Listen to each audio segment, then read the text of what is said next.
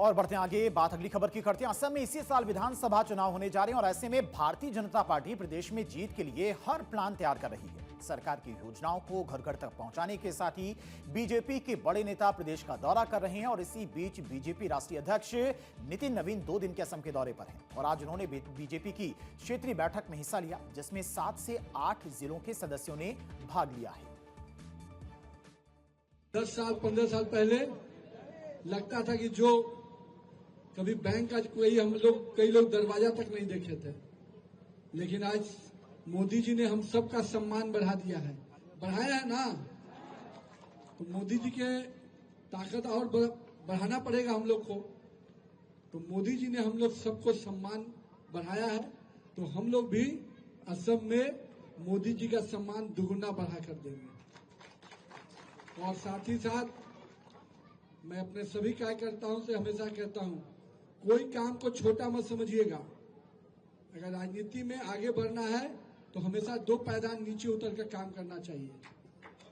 अगर हमारा मंडल अध्यक्ष शक्ति केंद्र से बूथ पे चला जाए और हमारा बूथ अध्यक्ष घर घर संपर्क में अपने पन्ना प्रमुख के साथ उतर जाए, तो कोई ताकत नहीं है जो भाजपा को किसी बूथ पे हरा पाएगी।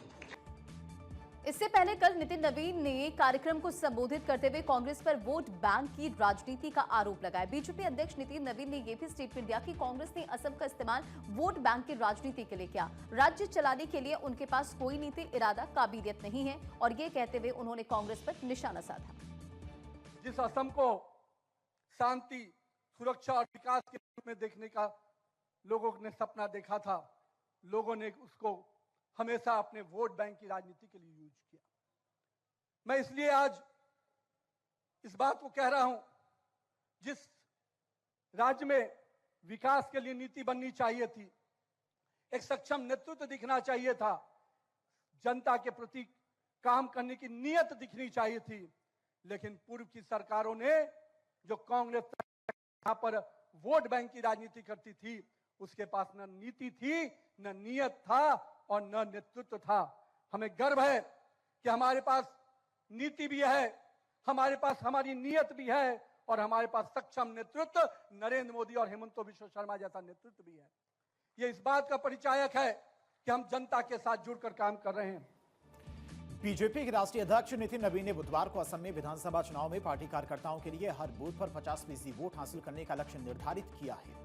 देखिए, कांग्रेस पर असम को वोट बैंक की राजनीति के लिए इस्तेमाल करने का आरोप लगाते हुए उन्होंने कहा कि बीजेपी सरकार के द्वारा बांग्लादेशी घुसपैठियों को देश से बाहर निकालने के कारण विपक्षी दल बेचैन हैं।